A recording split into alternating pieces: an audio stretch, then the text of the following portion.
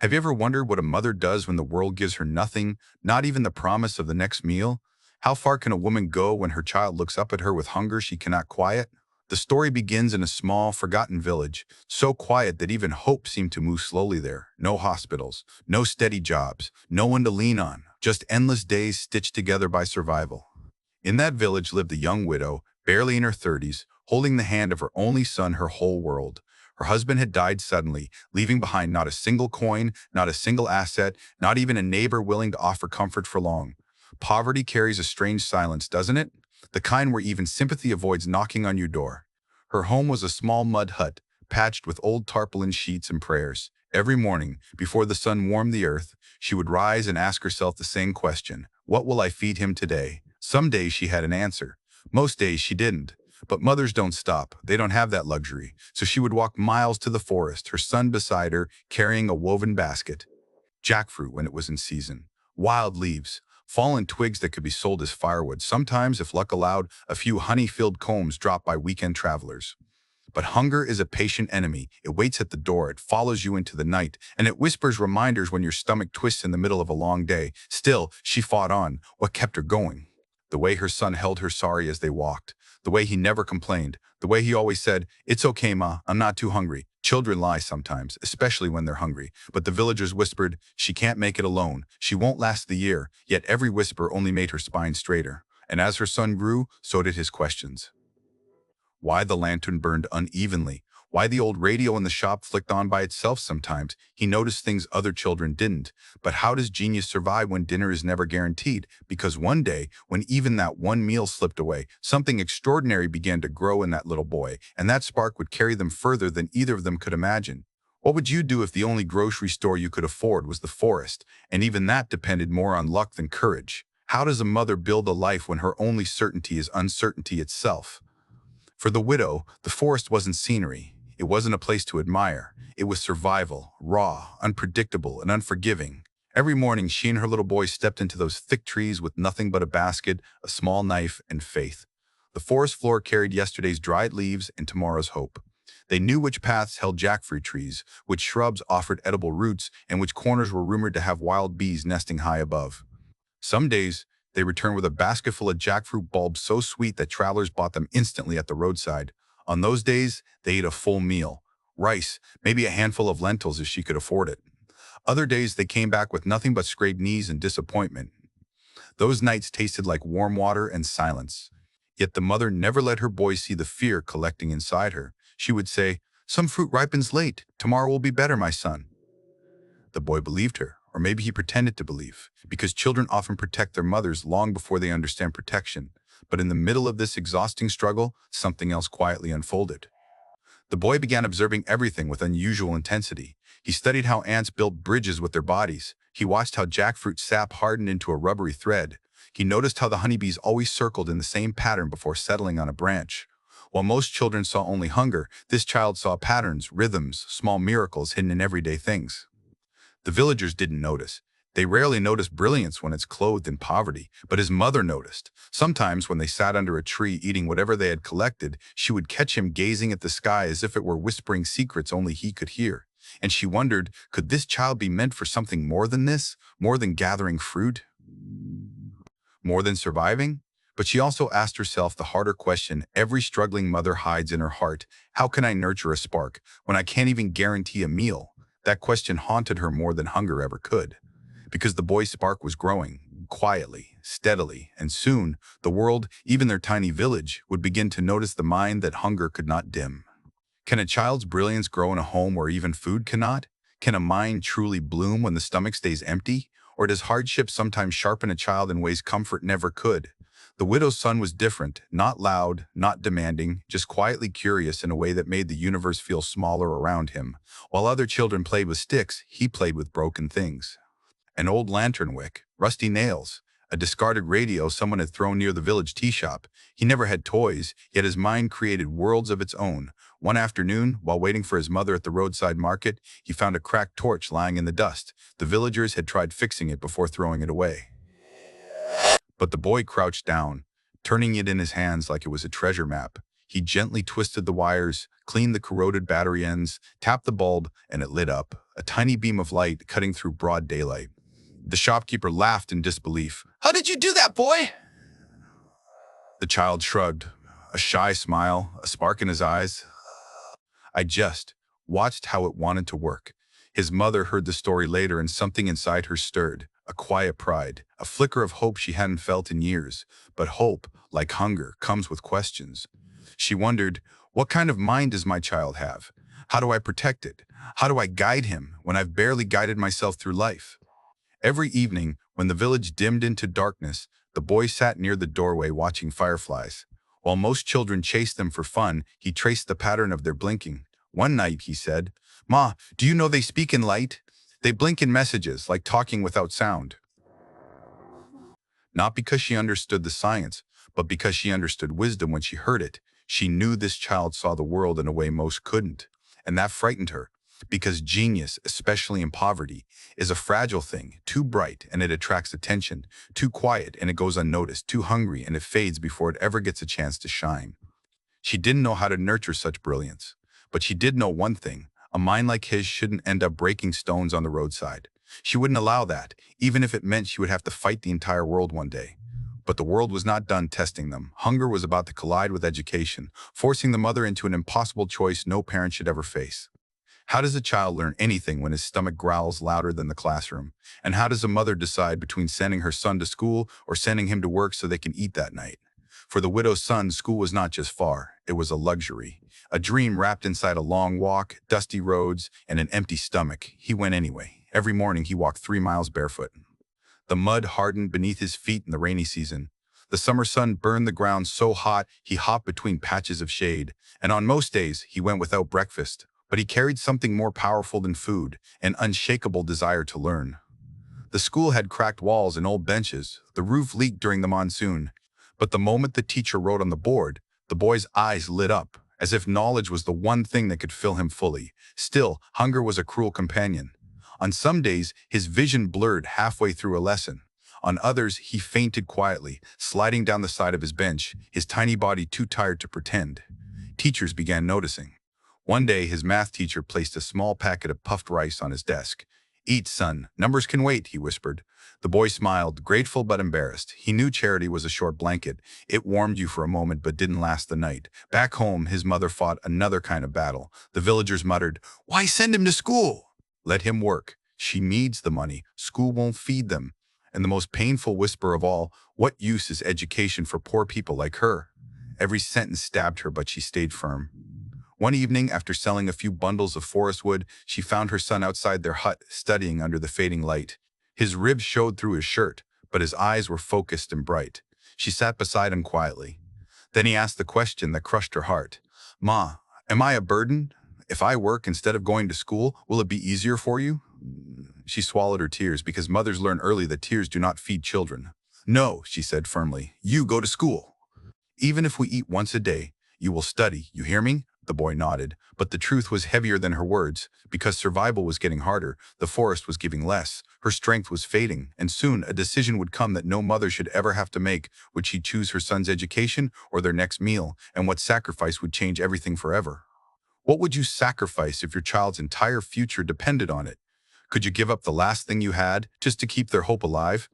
The widow had nothing left, no savings, no steady income, no family support, and now even the forest seemed to be turning its back. The jackfruit trees weren't fruiting, the bamboo shoots had grown scarce, travelers were buying less.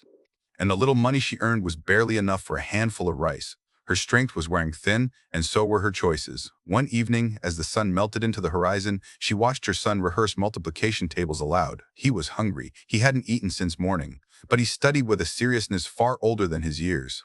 That sight broke her heart and strengthened it all at once, because a mother knows when her child is fighting hunger with courage. But courage does not fill a stomach. Courage does not buy books. Courage does not build a future. So she made a painful decision. She opened a small cloth pouch, one she had not touched since her husband died. Inside lay her last valuable possession, her wedding anklet, silver, old but precious. The last symbol of a life she once lived, a life she never got to complete. She held it in her palm, its cool metal whispering memories she had tried to bury. Her wedding day. her husband's laughter, her dreams that never survived the storms of reality. Selling it felt like losing him all over again. But keeping it meant risking her son's future. The next morning, she walked to the nearby town, her heart trembling like a leaf in the wind. The pawn shop owner examined the anklet under a dusty lamp. "It's good silver," he said. "I'll give you enough for books, a pair of shoes, and maybe some rice." She nodded silently. When she returned to the village, her son saw the new pair of shoes in her hand and froze. "Ma, how did you buy all this?" His voice carried both amazement and fear. She smiled softly, hiding her empty wrist beneath her sari. "Don't worry about it. Just study. That's all I want." But her son noticed everything. He saw her bare ankle. He understood the price she paid. That night, he cried quietly, not because he was hungry, but because he finally understood what sacrifice meant. And his determination changed. He no longer wanted to learn just for curiosity. He wanted to learn for her. For the mother who walked through fire so he could one day walk through doors she never got to enter. But fate wasn't finished testing them. A storm was coming, one that would take away everything they had left and shake the very foundation of their lives. What happens to a family that has nothing when nature decides to take even that? How do you hold on to hope when the world around you begins to wash away? The monsoon arrived earlier than anyone expected that year. The sky darkened for days, heavy with a warning the villagers had learned to understand too well. But warnings don't stop rain, and fear doesn't stop floods. One evening, as thunder cracked across the sky, the widow and her son hurried inside their tiny mud house. Rain lashed against the roof, slipping through holes in the tarpaulin. Within minutes, water seeped through the floor, cold, murky, relentless. The village elders shouted warnings from their doorsteps. "Water's rising, move to higher ground." But where was higher ground for the poor? Their huts sat at the lowest edge of the village where every flood came knocking first. Within an hour, water swallowed their courtyard. Within 2, it entered the house. The boy grabbed his books, the very books she had sacrificed her wedding anklet to buy, but the water kept rising, licking the edges of every page. The mother tried to place them on the highest shelf, but the shelf itself was beginning to tilt, the mud walls softening like wet dough. And then it happened. A sudden crack, a long rumble. Their fragile home shivered and collapsed inward. The mother screamed her son's name. He clung to her waist as the floodwater surged around their legs, pushing them toward the door. They stumbled outside, drenched, carrying nothing but each other. Behind them, the roof caved in. The wall that held their memories dissolved into brown water, and the shelf, along with every book, tumbled into the flood. Those books had been more than paper. They were hope. They were her sacrifice. They were his future. Now they floated away like dead leaves, disappearing one by one. For the first time in years, the widow broke down completely. Not the quiet tears she hid from her son, not the silent sobs she buried inside. These were loud, shaking cries, the kind that come from a heart stretched beyond its limits. But then something unexpected happened. The boy reached out and wiped her tears. "Ma, don't cry. Books we can buy again. A house we can build again. But I only have one mother, and she is still here." She looked at him stunned. In that moment, it felt like their roles had reversed. Her child was comforting her. And as the rain softened and dawn crept in, villagers gathered around them. Among them was a man no one expected, an elderly retired school headmaster who was visiting relatives in the area. He saw the ruins, he saw the boy, but more importantly, he saw something in the child's eyes that most people never notice. A spark that floods could not drown. That meeting was no accident. It was destiny's hand. Because this man would become the turning point in the boy's life and the doorway to a future no one in that village could have imagined. Do you believe one person can rewrite another person's entire fate? What if the future you prayed for walked toward you when you least expected it? The morning after the flood, the village was quiet. Trees dripped with leftover rain. And here, the air smelled of wet earth and broken dreams. Families were busy repairing their huts, salvaging whatever the night had spared. But the widow and her son had nothing to salvage. Their home was a flat patch of mud. Their clothes were soaked, their books gone, their future uncertain. While they sat on a fallen tree, trying to gather strength, a gentle voice broke the silence. "Is this your home?" The widow looked up and saw an elderly man leaning on a wooden stick. His hair was white, but his eyes carried a clarity that felt almost comforting. He introduced himself as Mr. Rahman, a retired school headmaster visiting a relative after many years. He watched the boy carefully, noticing how the child's eyes scanned every broken piece of their ruined hut, not with despair, but with calculation, curiosity, quiet analysis. "Your son," the old man said softly. "He is different, gifted." The widow lowered her gaze, ashamed. "I don't even know if he can continue school now. We have nothing left." The old man knelt beside the boy, ignoring the mud. "What did you like learning the most?" he asked. The boy hesitated. then said quietly, "Everything." The old man smiled. "What do you want to become?"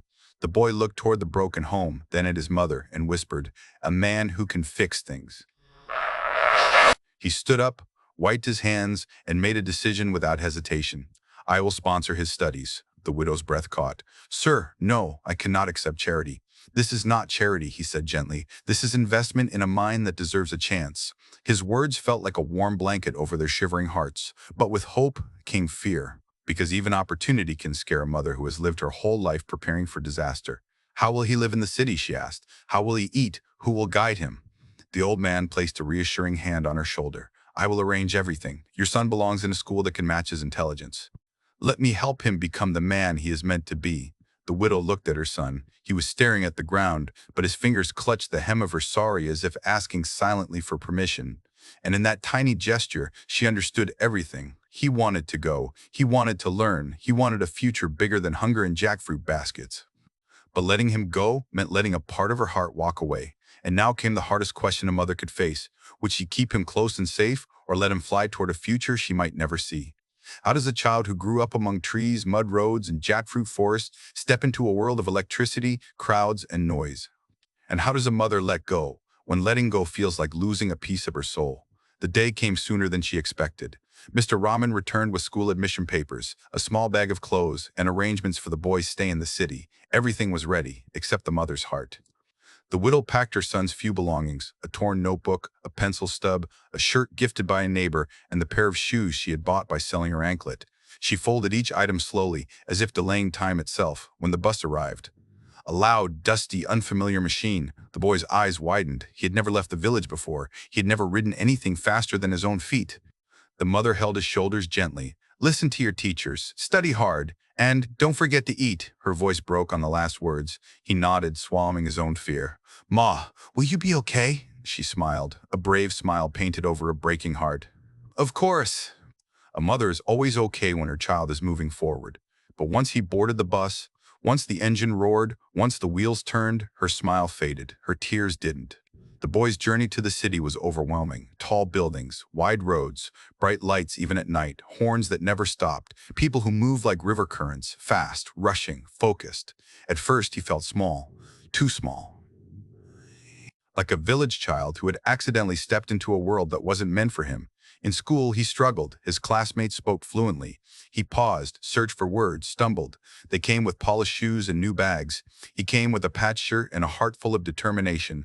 Meals felt strange. Chapatis instead of rice. Steel trays instead of banana leaves.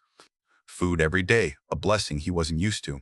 At night, he studied under the street lamp outside the hostel because the room light was too dim. Some boys teased him, others ignored him. But he didn't care. Every equation he solved, every page he understood, every new word he learned was a promise to his mother. Meanwhile, back in the village, she continued gathering forest fruit and firewood. Every coin she earned, she saved. She ate less so he could eat more. She slept less so he could dream more. Life was no easier.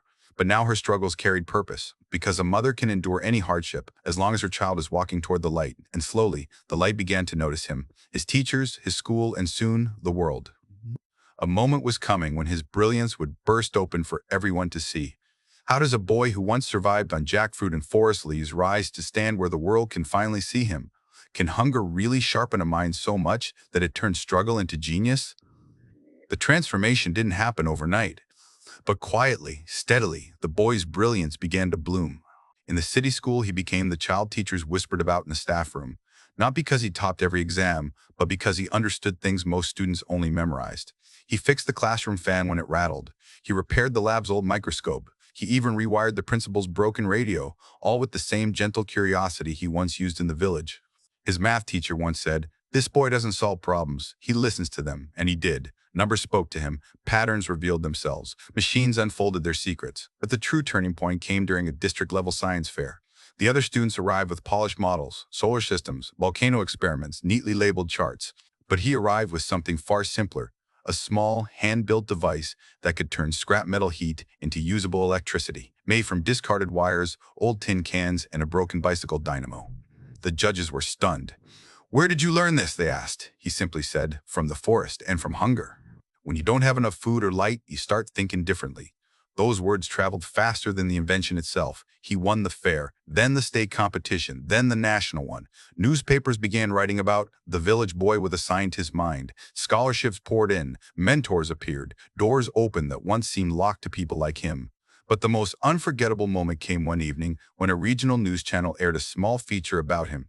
In the village, the widow sat on the floor of a neighbor's home, surrounded by people who gathered around the tiny TV, and then she saw him, her son, speaking confidently about renewable energy, science, innovation. She pressed her hand to her mouth. Tears blurred her vision. The neighbor whispered, "Look at him. He speaks like those educated big city people." But she didn't hear anything except the voice of the little boy who once collected jackfruit so they could eat. Because a mother sees two versions of her child at once, the hungry boy he was and the extraordinary man he was becoming, universities across Asia began inviting him. One research paper led to another. He became known as a rising scientific mind, someone who would one day change how the continent viewed energy and innovation. But in all his success, one thing stayed unchanged. Every achievement, every award, began with a memory of his mother standing barefoot in a forest, teaching him what resilience looks like. But the story doesn't end with fame, because the greatest moment of all was yet to come, when the boy, now a renowned scientist, returned home to give his mother the one thing she had never dared to dream of. What happens when success finally returns to embrace the hands that shaped it? When a child who once survived on one meal a day comes back, not empty, but overflowing with gratitude? Years pass like pages turning in a book. The hungry village boy was no longer a boy. He had become a respected scientist, one of the brightest minds in Asia, known for innovations that helped rural communities produce clean, affordable electricity. Yet, under all the achievements, awards, and recognition, remained a heart that still beat for someone far away. His mother. She still lived in the same forgotten village, still gathered forest fruit, still walked the dusty roads alone, still lived under the memory of a house washed away long ago. She never complained. Mothers rarely do. They learn to hide their emptiness behind strength and their hunger behind silence. One morning, the village heard the unfamiliar hum of a car approaching, a rare sight on their narrow roads. Children ran behind it. Adults stepped out of their huts. Curiosity filled the air like early fog. The car stopped in front of the widow's small temporary shelter. She stepped outside, confused, and then she froze. Her son stepped out, no longer thin, no longer tired, no longer the child who counted every grain of rice. He walked toward her with the same gentle eyes she had known since he was little. But now those eyes carried the wisdom of struggle and the glow of success. "Ma," he said softly. She touched his face with trembling hands, checking, confirming, believing. "You've grown so much," she whispered, "and I have grown older." He shook his head. "No, Ma, you grew stronger. I learned everything by watching you." Then he guided her toward the open road, where another vehicle arrived behind him. This one carrying construction materials, workers, tools. The villagers gathered, stunned. He pointed to an open piece of land near the banyan tree. "Ma, this is where your new home will stand. A real home, a safe home, safe home. A home where no flood, no hunger, and no sorrow will ever enter again." Her knees weakened. She sat down on the earth, overwhelmed. He knelt beside her. "You built me with your hands, Ma. Let me build something for you with mine." The workers began laying the foundation immediately. A small crowd clapped. Some cried quietly, but he wasn't finished. He walked to the old school building and announced the opening of an education and innovation center, free for all village children, with labs, books, teachers, electricity powered by his own invention. "Every child who grows up hungry," he said, "deserves a chance to feed their mind."